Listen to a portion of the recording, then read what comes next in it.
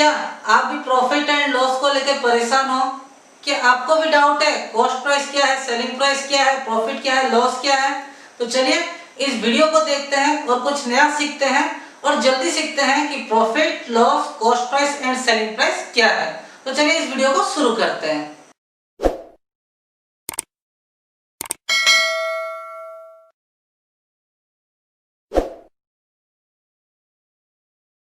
नमस्ते दोस्तों एंड स्वागत है आप सभी का मेरे YouTube channel Ananya online educator में। तो दोस्तों देखिए, आज हम लोग क्या है प्रॉफिट एंड लॉस पढ़ने वाले हैं। और आपने मेरा लास्ट वीडियो पता है तो आपको पता होगा कि लास्ट वीडियो में मैंने प्रॉफिट एंड लॉस का इंट्रोडक्शन किया था। तो ये चलिए इसका सेकेंड पार्ट है। तो चलिए आज कुछ और प्रॉब्लम सॉल्व करते हैं जो कि आपके एग्जाम रिलेटेड है। देखिए दोस्तों, पहला क्वेश्चन देखिए, ये वाला क्वेश्चन मैंने लास्ट वीडियो में भी करवाया था। तो चलिए ये वीडियो को थोड़ा ये क्वेश्चन को फिर से थोड़ा रिपीट करते हैं पर थोड़ा सा अलग है। देखिए क्वेश्चन में क्या है, if a retailer marks up his price by 30% then allows a 30% discount, what is his percentage profit और लॉस। ठीक है दोस्तों, तो क्या क्या है, शॉपकीपर ने 30% प्रॉफिट दिया है और 30% डिस्काउंट दिया है, तो उसका लॉस हुआ या प्रॉफिट हुआ पूछ रहा है। तो देखिए दोस्तों, अगर आपने मेरा लास्ट वीडियो देखा है तो आपको पता होगा कि इस केस में जब सेलिंग प्राइस सेम रहता है और क्या करता है, एक में प्रॉफिट होता है 30% और एक में लॉस होता है 30%, या प्रॉफिट एंड लॉस अगर बराबर रहा, अगर प्रॉफिट एंड लॉस बराबर रहा तो हम क्या करते हैं दोस्तों, हम कुछ नहीं करते, जो प्रॉफिट एंड लॉस दिया गया है, ठीक है, जो प्रॉफिट एंड लॉस दिया गया है उसको डिवाइड बाय 10 करते हैं और उसका स्क्वायर कर देते हैं। ठीक है दोस्तों, ये हो गया उसका फॉर्मूला। जो भी प्रॉफिट एंड लॉस दिया गया रहता है डिवाइडेड बाय 10 और उसका स्क्वायर निकाल लेते हैं। तो क्या हो जाएगा इस केस में दोस्तों 3, तो उसको क्या होगा 9% का लॉस होगा। ठीक है दोस्तों, उसको 9% का लॉस होगा। यही था क्वेश्चन का आंसर। तो ठीक है, जल्दी जल्दी करते हैं आज। फिर देखिए दोस्तों क्या दिया है, by selling an article for ₹600 more, Kartik would have made 5% profit, ठीक है, on his sale instead of a 11% loss. ठीक है दोस्तों, यही तो क्वेश्चन है। तो क्या है, देखिए दोस्तों क्या हुआ है, कार्तिक जो है वो 5% प्रॉफिट में एक चीज़ बेचता, अगर वो 600 रुपये ज़्यादा में बेचता तो उसको 5% प्रॉफिट होता है, पर अभी क्या है उसको लॉस हुआ है। ठीक है दोस्तों, तो क्वेश्चन में से ही दिया गया है अभी उसको लॉस हुआ है 11,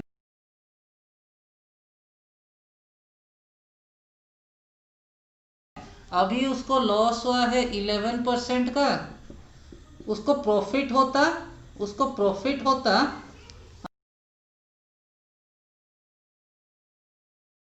का अगर वो 600 रुपया ज़्यादा में बेचता। तो मैं ये बोल सकता हूँ profit minus loss is equal to 600 रुपया। ठीक है, देखिए प्रॉफिट का क्या है, प्रॉफिट का मतलब क्या है, सेलिंग प्राइस जो है उसका वैल्यू जो है बड़ा ही रहेगा, ऑब्वियस सी बात है। लॉस में क्या हो जाता है, सेलिंग प्राइस जो है कॉस्ट प्राइस से कम हो जाता है। तो ऑब्वियस सी बात है, अगर हम प्रॉफिट माइनस लॉस करें तो उसका वैल्यू आ जाएगा 600। क्यों आ जाएगा, क्योंकि देखिए मान उसने लॉस में बेचा है, उसने लॉस में बेचा है, कितने लॉस में, 11% लॉस में बेचा है। अगर वो 600 रुपये ज़्यादा में बेचता, अगर वो 600 रुपये ज़्यादा में बेचता तो उसको प्रॉफिट होता। ठीक है, तो मैंने क्या किया, प्रॉफिट माइनस लॉस इक्वल 600 लिख दिया। आप समझ गए होंगे यहाँ तक। तो प्रॉफिट कितना निकाला, देखिए दोस्तों, ये मान लीजिए कॉस्ट प्राइस है आपका x, ठीक है, कॉस्ट प्राइस है x है मान लीजिए, ठीक है, कॉस्ट प्राइस है x है, तो एक केस में उसको क्या है, उसको 5% का प्रॉफिट क्या हुआ है, तो सेलिंग प्राइस क्या हो जाएगा,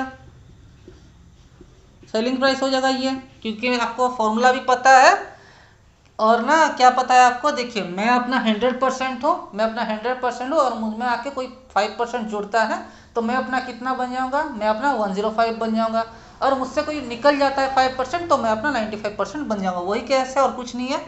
तो माइनस लॉस कितना है दोस्तों, 11% लॉस है, ठीक है, इज इक्वल टू 600 भी लिख सकता हूँ। देखिए दोस्तों, ये आप वैसे भी सोच सकते हो या फिर वैसे भी सोच सकते हो। सेलिंग प्राइस का फॉर्मूला क्या है, सेलिंग प्राइस का है 100 plus profit percentage divide by 100 into cost price. तो वही तो मैं क्या हूँ, 100 plus profit percentage divide by 100 into cost price, या लॉस केस में क्या है 100 minus loss percentage divide by 100 into cost price. ठीक है दोस्तों, इसको भी सॉल्व करना है। इसको आप सॉल्व करने के लिए क्या करना पड़ेगा, मैं ये लिख सकता हूँ 105x minus 89x divided by 100 is equal to 600।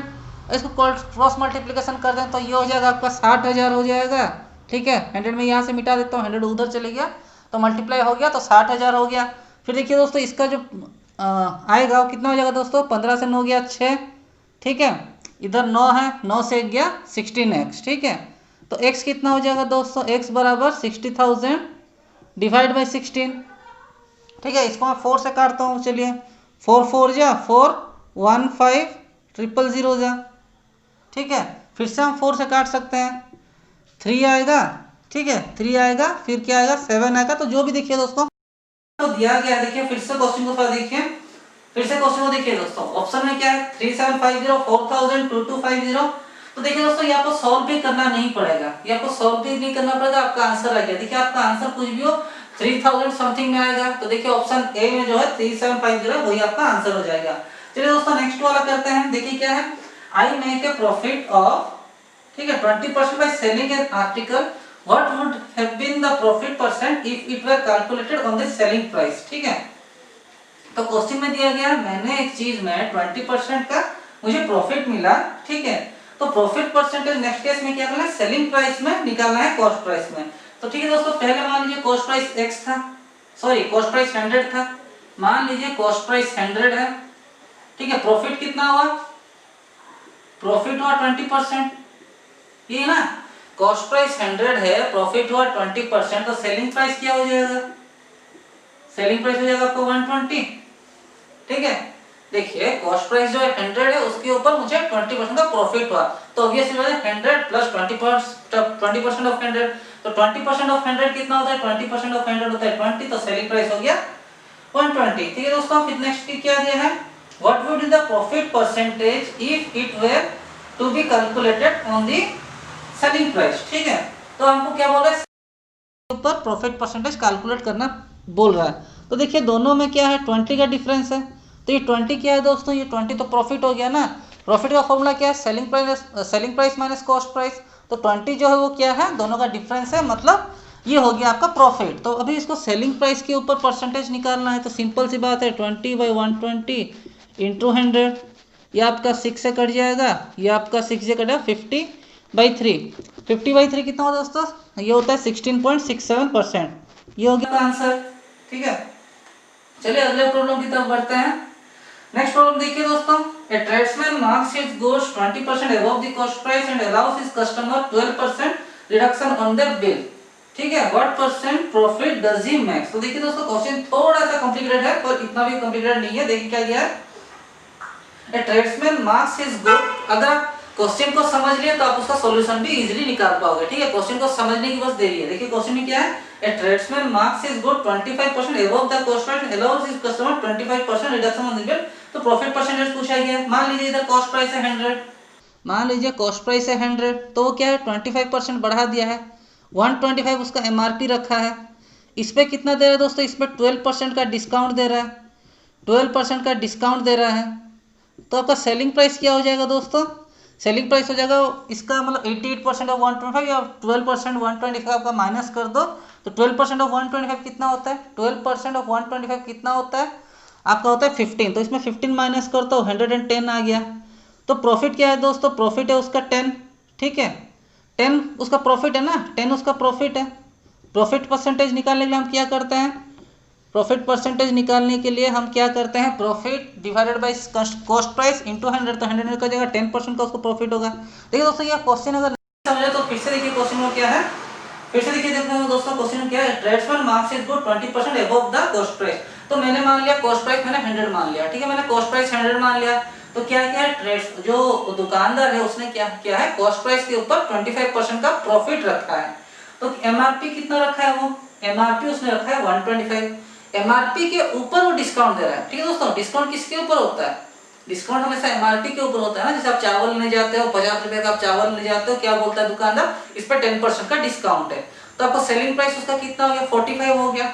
आपके लिए वो कॉस्ट प्राइस है, पर वो दुकानदार के लिए सेलिंग प्राइस है। तो इसमें सेलिंग प्राइस क्या हो जाएगा, आप एमआरपी से डिस्काउंट माइनस कर दो। इसको मैं ये भी लिख सकता था दोस्तों, सेलिंग प्राइस मैंने 110 डायरेक्ट लिख दिया, इसको आप ऐसे भी लिख सकते हो 88% ऑफ 125 भी कर सकते हो, ठीक है, कोई बड़ी बात नहीं है।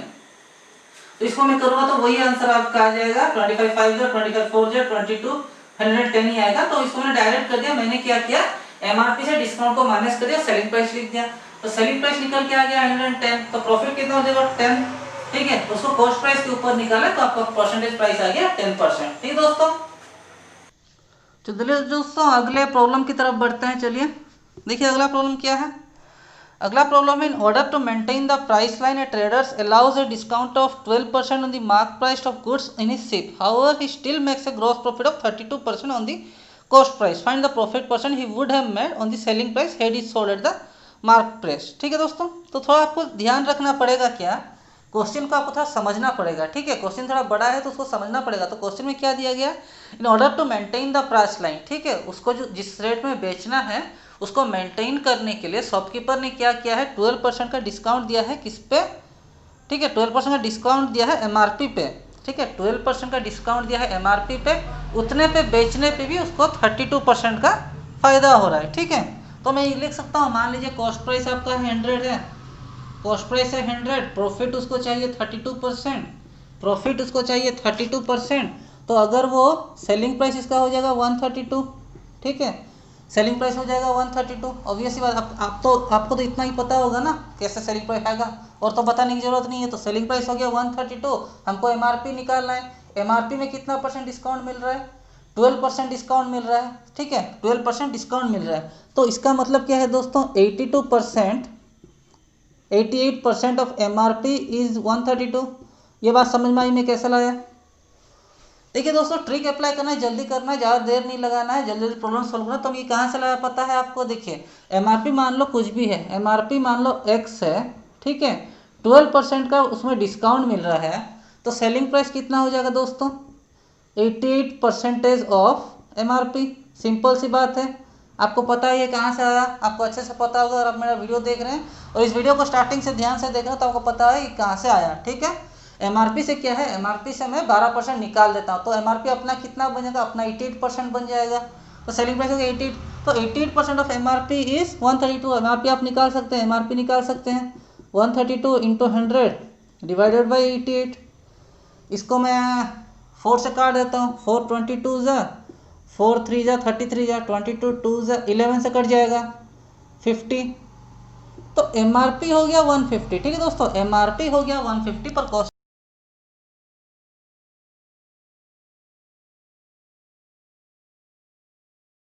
कितना होता है। तो देखिए अगर एमआरपी में बेचता है, ये है कॉस्ट प्राइस, और एमआरपी में अगर बेचता है तो उसको प्रॉफिट हो जाता है 50 रुपीज़ का।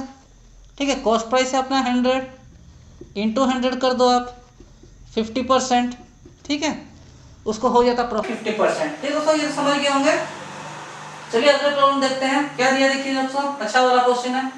देखिए दोस्तों, अगर आप मैं जितना बोल रहा हूँ, देखिए मैंने लास्ट वीडियो में भी अराउंड 10 क्वेश्चंस करवाए थे, और इस वीडियो में भी मैं 10 क्वेश्चंस करवा रहा हूँ। ठीक है दोस्तों, ये वीडियो देखने के बाद आपको क्या करना है, आपको प्रैक्टिस करना है। अगर कहीं पर डाउट हो रहा है तो आप मेरा वीडियो फिर से देख सकते हैं, क्योंकि यहाँ पर जो है मैंने सारे टॉपिक जो है उसको कवर किए हैं। ठीक है, तो आपको कोई घबराने वाली बात नहीं है। मैंने सारे topic profit and loss related जितने भी सारे टॉपिक है मैंने सारे क्लियर किए हैं ये 2 वीडियो में। दोस्तों नेक्स्ट में आ जाते हैं, नेक्स्ट प्रॉब्लम देखिए। N orange vendor makes a profit of 10% by selling oranges at a certain price. If he charges rupees 1.4 higher per orange, he would have gained 30%. ठीक है, तो क्या दिया है दोस्तों, 2 केस है। ठीक है, 2 केस दिया हुआ है। मान लीजिए कॉस्ट प्राइस है 100, मान लीजिए ना, मानने में क्या दिक्कत है, मान लीजिए कॉस्ट प्राइस है 100, ठीक है, एक ऑरेंज का, ठीक है, one let the price of one orange be 100 rupees. ठीक है, तो वो कितना है उसको बेच रहा है, एक को बेच रहा है वो 10% प्रॉफिट में। ठीक है, बेचने दो 100, तो एक को अगर वो 10% प्रॉफिट में बेच रहा है तो क्या हो जाएगा, सेलिंग प्राइस 110 हो जाएगा। ठीक है, दूसरे को कितने में बेच रहा है, दूसरे का 30% प्रॉफिट में बेच रहा है। क्वेश्चन को फिर देख लीजिए थोड़ा अच्छे से, एक को बेच रहा है वो 10% में, एक को बेच रहा है 30% प्रॉफिट में। ठीक है, तो समझ गए कहाँ से आया। दोनों में डिफरेंस क्या है दोस्तों, दोनों में डिफरेंस है 20। ठीक है, पर हमको क्या दिया गया है, दोनों में डिफरेंस कितना दिया गया है, दोनों में डिफरेंस दिया गया है 1.4 रुपीज़ ओनली। वो आपको ध्यान रखना है। ठीक है, अगर जब हम कॉस्ट प्राइस 100 लेते हैं, जब हम कॉस्ट प्राइस 100 लेते हैं तो हमारा डिफरेंस जो आता है वो 20 का आता है, 20 का आता है डिफरेंस जब कॉस्ट प्राइस 100 है। तो 1.4 का डिफरेंस कब आएगा, 100 डिवाइड बाई 20 इंटू 1.4, 1 जा 5 जा ₹7। ठीक है, तो ₹7 क्या है? कॉस्ट प्राइस है।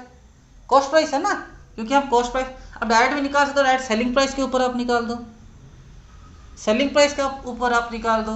तो ये क्या हो जाएगा दोस्तों, हमको सेलिंग प्राइस है ना, हम क्या क्वेश्चन में क्या दिया, कॉस्ट प्राइस पूछा है, सेलिंग प्राइस पूछा है, ये तो मैंने कॉस्ट प्राइस निकाल दिया।